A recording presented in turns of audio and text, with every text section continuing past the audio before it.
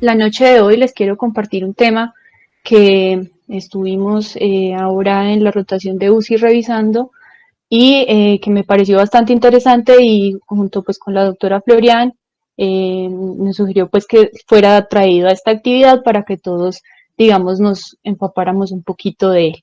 Entonces, hoy vamos a comenzar. Bueno, es tóxico el oxígeno.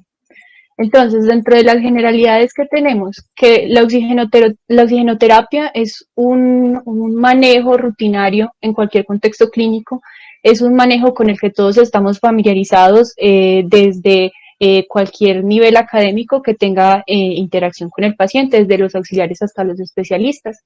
Y tenemos pues que de un 50 a un 84% de los pacientes van a estar expuestos a hiperoxia. A veces se toma esta terapia como, digamos, por decirlo algo, a la ligera y no se estiman las posibles reacciones adversas que se pueden tener cuando hacemos un inadecuado manejo de la oxigenoterapia. Siempre estamos muy alertas a si el paciente presenta una hipoxemia o si el paciente se nos desatura, pero realmente tenemos una tolerancia alta a las saturaciones de oxígeno por encima de 96% o cercanas al 100%. Incluso en muchas ocasiones se puede sentir que esto da, digamos que un tipo de una falsa tranquilidad más en el médico que en el paciente y tenemos que definitivamente las reacciones son importantes que ya las vamos a ver a lo largo de esta charla. Y como les decía, pues parte importante del personal de la salud lo considera como un manejo inofensivo y pues requiere un manejo adecuado como si fuera cualquier otra terapia o medicamento. Para empezarles, antes de empezar con los efectos celulares o cómo afecta la hiperoxia el sistema, quiero decirles pues que uno de los grandes problemas que enfrentamos con este tema son las definiciones, ¿cierto? A veces, cuando revisamos la literatura, los límites o los rangos en los que se refieren a hiperoxia son bastante heterogéneos, pero digamos que lo más aceptado es que la hiperoxia pues se va a referir a un exceso en el aporte de oxígeno en cuanto a la fracción inspirada del oxígeno por encima de 0.21. Y vamos a tener que cuando yo tengo una fracción inspirada por encima de 0.21, me puedo llevar el paciente a un estado de hiperoxemia. Y esta hiperoxemia va a estar determinada por la presión arterial de oxígeno. Digamos que el valor más aceptado de una presión arterial de oxígeno normal es entre 80 y 100 y pues se definiría que la hiperoxemia va a estar por encima de 100. Y pues a lo largo de esta charla vamos a estar viendo que a pesar de que esta, digamos, es la definición más aceptada a la hora de realizar los estudios, hay una amplia tolerancia en cuanto a los niveles y de descripción en cuanto a lo que se considera una hiperoxemia, ¿cierto?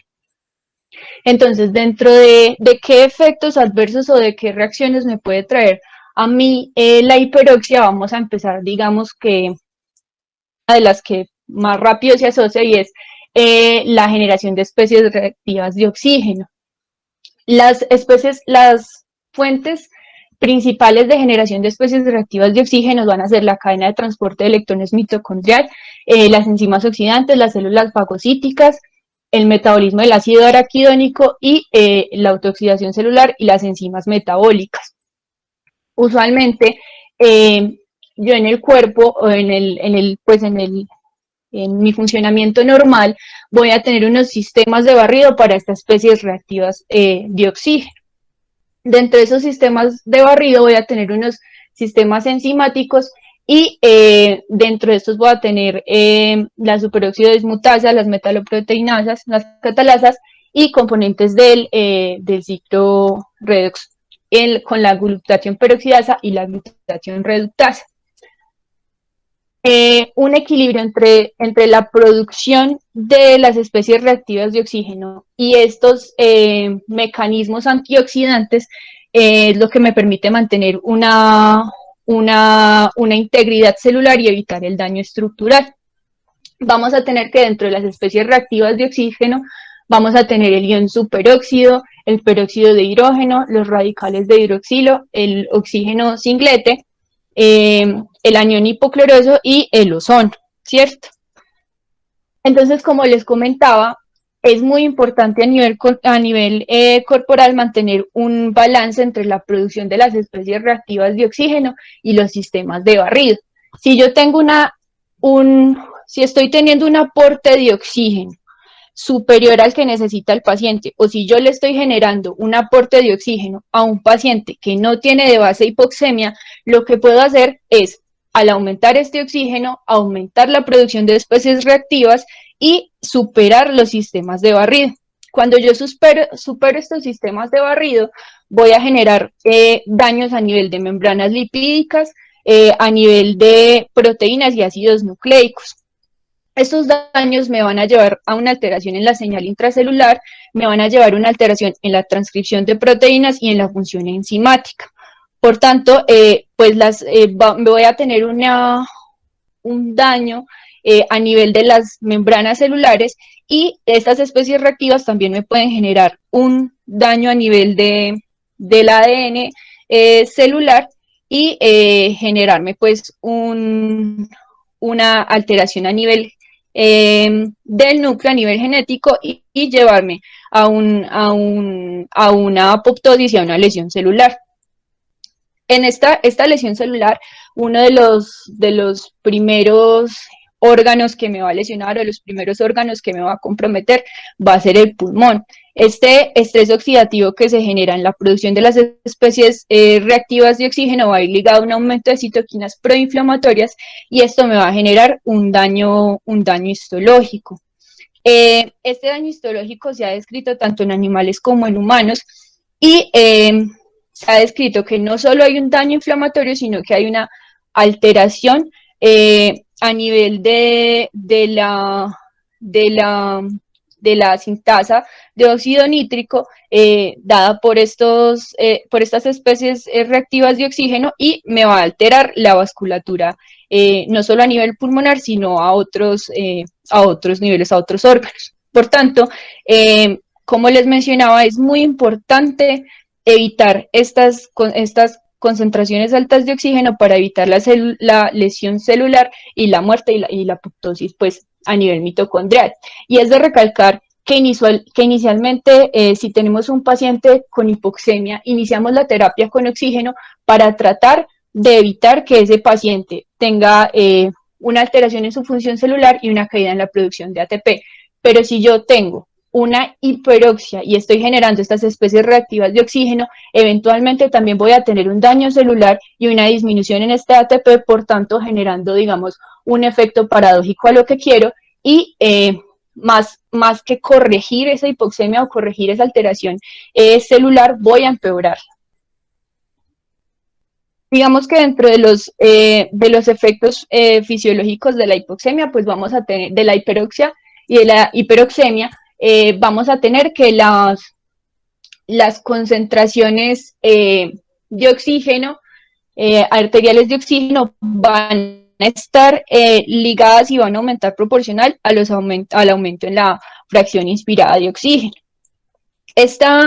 Estos incrementos van a ser proporcionales en ambas y además voy a tener también un incremento en la saturación arterial de oxígeno.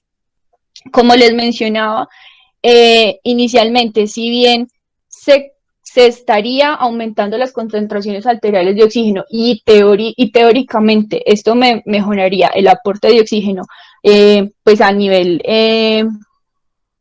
general en el organismo, vamos a tener que la hiperoxemia me genera alteración en la vasculatura y por tanto, a pesar de que tengo un aumento en las concentraciones arteriales de oxígeno, la vasoconstricción que se me genera derivada de la hiperoxemia va a generar un desbalance a nivel microvascular y por tanto voy a terminar con una hipoxemia regional o localizada de manera pues microvascular. Y como les decía, pues esto es lo que yo inicialmente quiero corregir cuando estoy iniciando una terapia con oxígeno. En esta gráfica vemos que hay un mayor,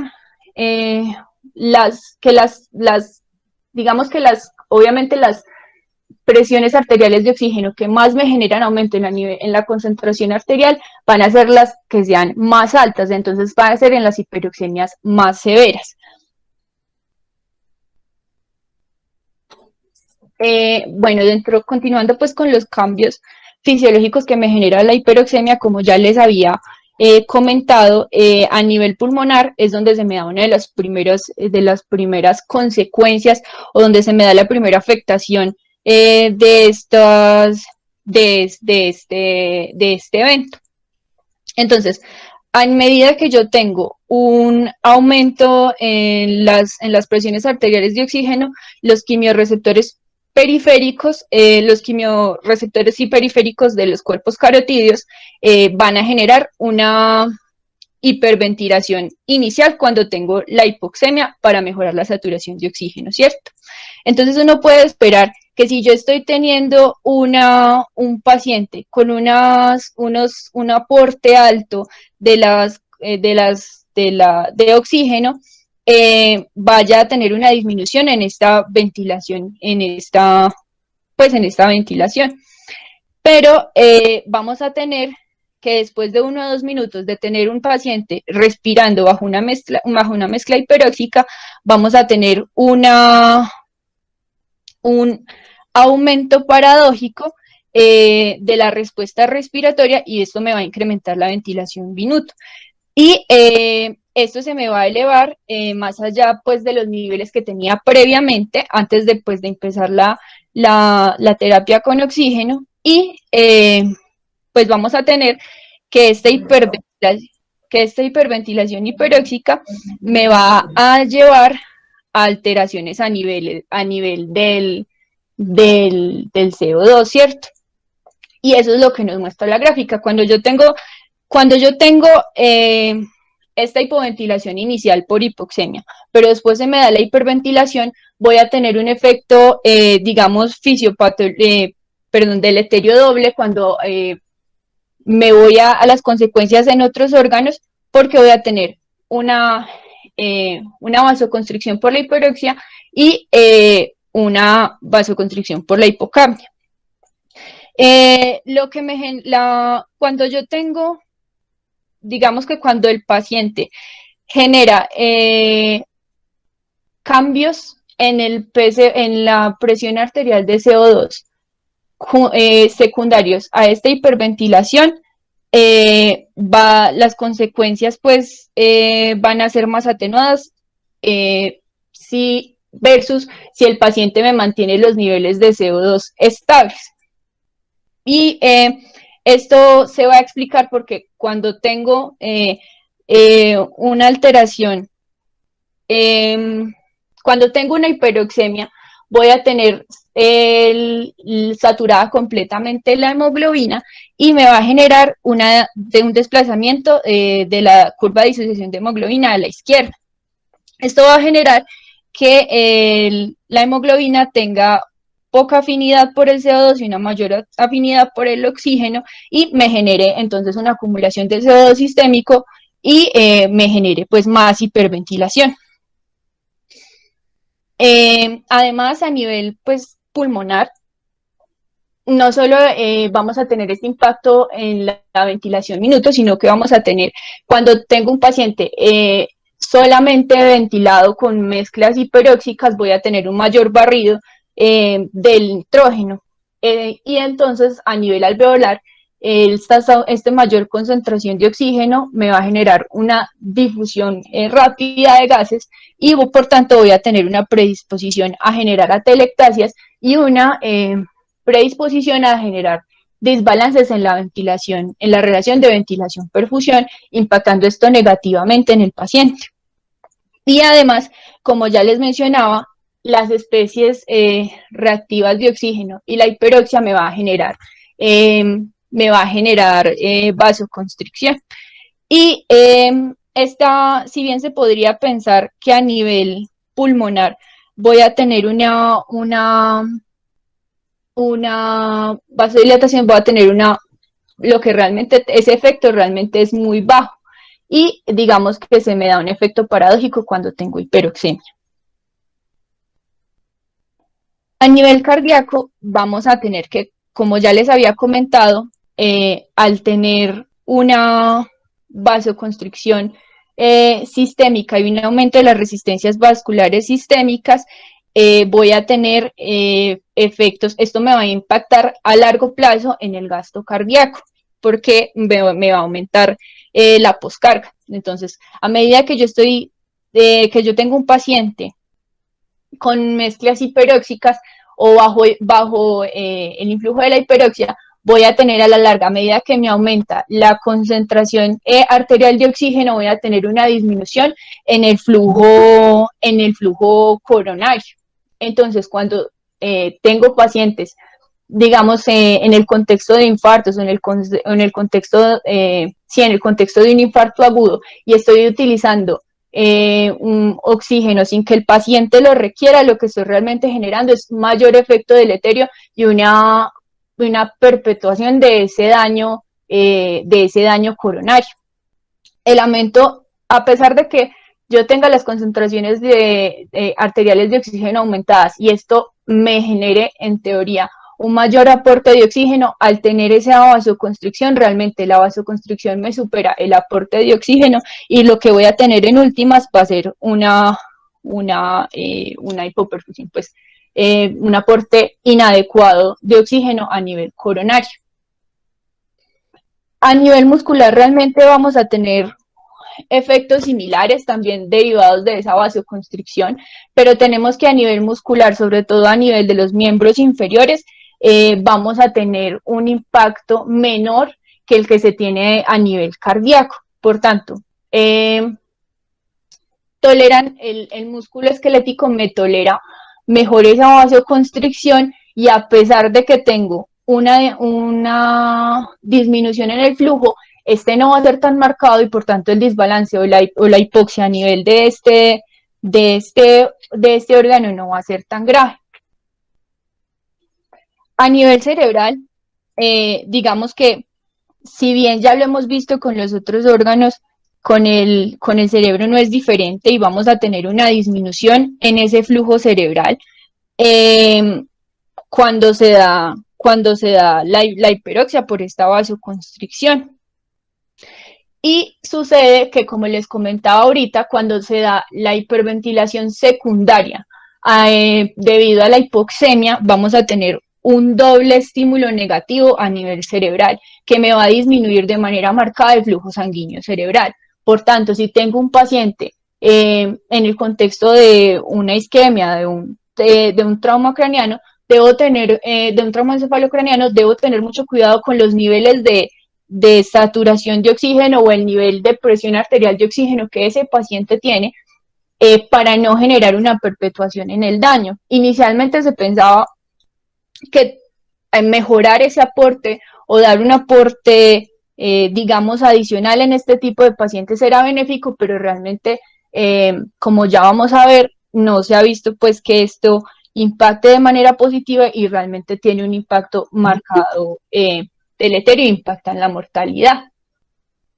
Entonces, ya teniendo en cuenta pues cuáles son estas alteraciones que se me generan a nivel pues fisiológico y a nivel celular cuando tengo hiperoxia, cuando estoy manejando presiones arteriales de oxígeno por encima de lo normal o por encima de 100, entonces vamos pues como a revisar un poco los estudios que hay al respecto.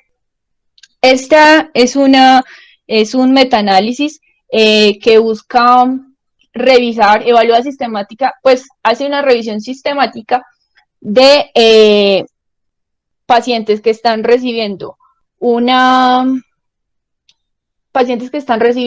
mezcla conservadora de oxígeno versus una terapia conservadora de oxígeno versus una terapia liberal de oxígeno. En este metaanálisis, el resultado primario era evaluar la mortalidad hospitalaria. Se incluyeron 19 estudios.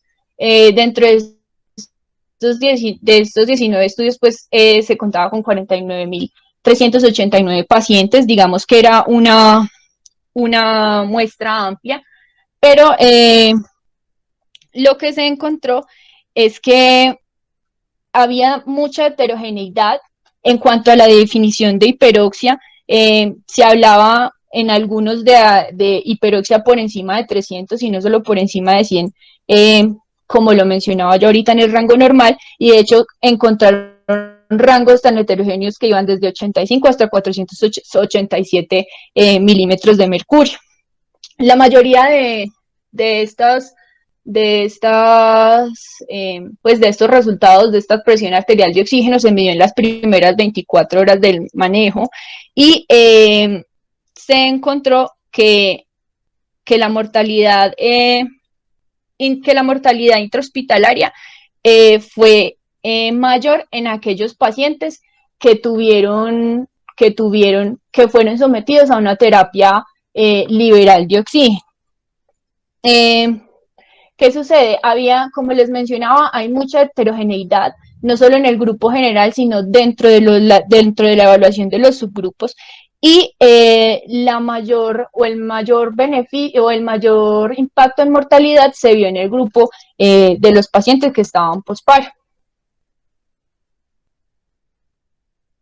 Una de las grandes limitantes de este estudio, antes de continuar con los otros, es que todos los estudios que se incluyeron fueron estudios observacionales. Y digamos que eso, si bien ya nos mostraba que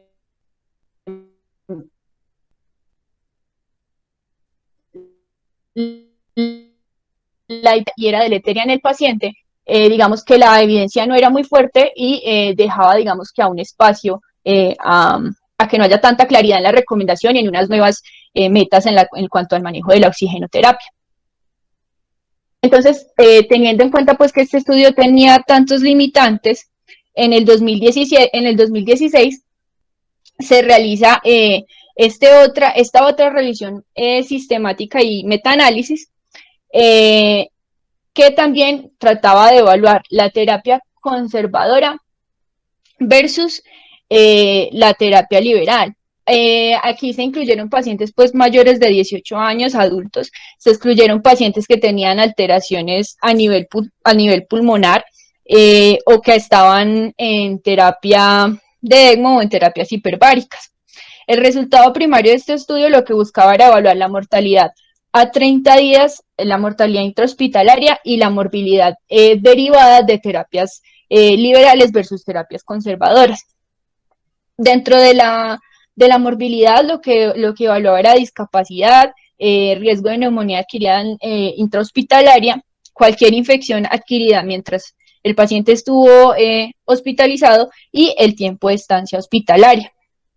En este estudio, pues en este metaanálisis se incluyeron 25 estudios y lo que encontraron fue que con la oxigenoterapia conservadora tenían una menor mortalidad intrahospitalaria. También tenían una menor mortalidad a 30 días y una menor mortalidad en el seguimiento a 3 meses. Realmente en este estudio no encontraron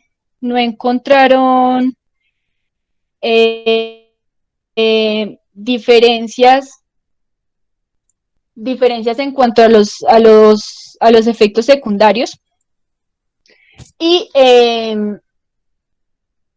digamos que una de las debilidades que tiene este metaanálisis es que realmente si observamos las diferencias entre la oxigenoterapia conservadora y la oxigenoterapia estándar en cuanto a rangos no era muy grande. De hecho, se incluía en el rango de la oxigenoterapia conservadora, dentro de la oxigenoterapia conservadora, los rangos de la oxigenoterapia estándar. Entonces, digamos que esta es una de las grandes críticas que tiene este estudio, que realmente las diferencias a nivel de las dos terapias no eran marcadas y aún así dio una diferencia en la mortalidad. Este estudio mostró pues también, digamos que en los resultados secundarios, una menor presentación de shock y de falla hepática en los pacientes que tenían una terapia conservadora y en un análisis posterior que no estaba planeado desde el principio se determinó que también presentaba mayores días, mayores días de terapia libre de días libres de ventilador en los pacientes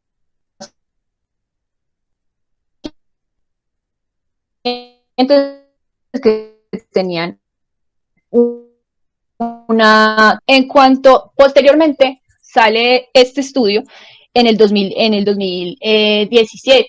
Este estudio lo que buscaba era que, teniendo en cuenta todas las falencias que habían tenido los metaanálisis posteriores, lo que hizo este estudio fue enfocarse en ensayos controlados aleatorizados. En este estudio se incluyeron 25 estudios al final y que incluían 16.037 pacientes. Dentro de estos pacientes teníamos pacientes con no solo enfocados en el cuidado crítico, sino pacientes de diversos tipos de patologías. Lo que hizo fue, de nuevo, comparar una estrategia conservadora con una estrategia más liberal en cuanto a la administración de oxígeno. ¿Qué encontraron? Que esta mortalidad también fue mayor en los pacientes con una terapia liberal, pero no encontraron realmente una diferencia en resultados secundarios. Digamos que la ventaja que tiene este metaanálisis con respecto al anterior es que, como les digo, incluyó ensayos controlados aleatorizados, por lo tanto, digamos que tuvo una mayor fuerza a nivel de brindar evidencia, pero más sin embargo, como les dije, en todos los resultados secundarios no hubo grandes diferencias. Posteriormente, se realiza este artículo, está basado en el estudio IQROX que se realizó en el 2018. Este es un ensayo controlado, aleatorizado, multicéntrico, de cegamiento simple, incluyó una muestra de 1.000 pacientes, se hizo un piloto inicial de 100 pacientes y luego se continuó pues con la muestra sin mayores cambios en el protocolo pues del estudio. El resultado primario de este estudio buscaba el número de días, el número de días que el paciente estaba sin ventilador. No buscó impacto en mortalidad. Y digamos que esa es una de las críticas que se le hace a este. Este estudio pues incluyó pacientes adultos mayores de 18 años. Dentro de los criterios de exclusión tiene pues que el paciente tenga una indicación clínica previa de hiperoxemia, pacientes en los cuales se deba evitar la hiperoxia, pacientes gestantes, pacientes con una mortalidad importante o pacientes pues que tengan una expectativa de vida menor a 90 días, pacientes que hayan sido admitidos a la UCI por sobredosificación de sustancias, pacientes que hayan tenido una dependencia previa de ventilación mecánica, pacientes con sospecha de alteraciones pues musculares, que el criterio médico indique pues que no es candidato, pacientes que hayan estado involucrados en otros estudios y pacientes que hayan estado ventilados por más de 2 horas no eran pues incluidos. Entonces, ¿qué hicieron ellos? Hicieron 2 grupos, un grupo con terapia conservadora y un grupo con terapia usual pues de oxígeno. Dentro de estos grupos, entonces lo que ellos hicieron fue que fijaron un límite inferior en ambos grupos, un límite inferior de 90%. Si el paciente en cualquiera de los 2 grupos presentaba una saturación de oxígeno menor a 90%, se realizaba una intervención. El objetivo en la terapia conservadora era utilizar la menor fracción inspirada de oxígeno posible para tener una adecuada saturación de oxígeno por encima de 90 con un límite superior de 97% y en caso de que el paciente superara esos niveles de 97% en su saturación, se realizaba una disminución en el aporte de oxígeno que se estaba administrando hasta llegar a punto 21. Y como les digo, la idea era mantener una saturación por encima de 90 y menor a 97 durante pues todo el tiempo que duró, durante todo el tiempo que duró el estudio en estos pacientes. Y esto versus la terapia liberal, que simplemente no tenía un límite superior y de hecho digamos que se les incentivaba o se les indicaba a los tratantes que no bajaran las fracciones inspiradas de oxígeno por debajo del punto 3. Y como les dije, no había un límite superior y ya vamos a ver cuáles fueron pues, los resultados y las consecuencias. Dentro de las características de los pacientes, realmente vemos que en ambos grupos teníamos 484 pacientes en los pacientes en el grupo de terapia conservadora y 481 pacientes en el de terapia liberal. Realmente si uno se fija, no había pues como una gran diferencia entre las características de ambos grupos. Acá tenemos como los diferenciados, los diagnósticos que tenían en ambos grupos. Tenemos pues que donde la mayoría de los pacientes eran cardiovasculares, tenían pues alguna alteración cardiovascular, alguna alteración respiratoria o tenían pues sepsis. Dentro de los resultados primarios, tenemos que no encontraron diferencias en cuanto a los días libres de ventilador a 28 días. No hubo diferencia en ninguno de los dos grupos. Como les dije, digamos en el resultado primario no estaba contemplado la mortalidad, pero dentro de los resultados secundarios sí, y se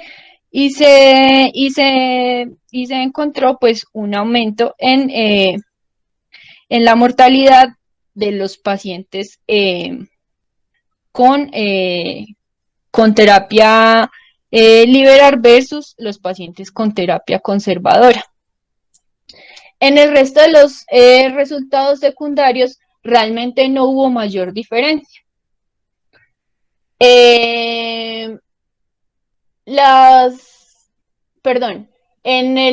Como les dije, no hay diferencia ni en días libres de ventilador ni en mortalidad en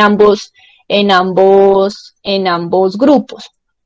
Esto contrastaba mucho con los estudios anteriores que sí habían mostrado diferencias en mortalidad. Dentro de estos, digamos que es algunas de las causas de mortalidad que se presentaron en los diferentes grupos. Tenemos pues que a nivel cardiovascular, dentro de las causas de mortalidad estaba la arritmia, el choque cardiogénico, choque distributivo y choque hipovolémico. Y a nivel respiratorio teníamos pues la falla respiratoria, que eran pues como de los grupos más de los diagnósticos más representativos en ambos grupos. Dentro de los resultados secundarios, como les dije, no habían pues marcadas diferencias en los resultados de ambos grupos, ni en cuanto a disfunción cognitiva, ni en cuanto a mortalidad a 90 días. Se encontró que sí hubo una menor discapacidad, un menor impacto en la funcionalidad del paciente en el grupo conservador versus el grupo liberal,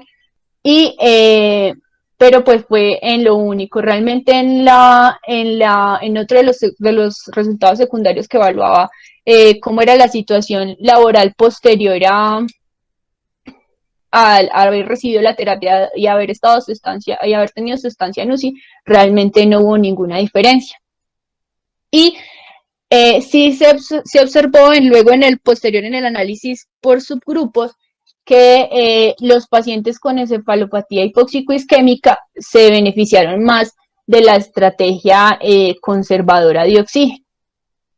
Digamos que este es como el estudio más reciente, de hecho aún está en proceso de realizarse una comparación con una muestra más grande para dar resultados más concluyentes. Realmente, digamos que las conclusiones de la revisión de este tema es que no se puede dejar de lado el daño o el impacto que se puede generar con la hiperoxia, y que realmente, si bien en este último estudio no se encontró esta diferencia en la mortalidad, los estudios anteriores venían mostrando los efectos deleterios claros que tiene la hiperoxia. Por tanto, digamos que el llamado es a no solo fijarnos y a intervenir en casos de que nos presente una hipoxemia, sino también realizar una intervención cuando tenemos saturaciones de oxígeno por encima de 97. Si bien no hay metas ideales establecidas hasta ahora, digamos que en la literatura, se considera que tener saturaciones, se deben perseguir unas saturaciones de oxígeno cercanas a lo fisiológico y tenerlas entre 94 y 97% y evitar, como les digo, sobrepasarlo, sobre todo por tiempos prolongados, porque pues ya vimos los efectos deleterios que esto puede causar en el paciente.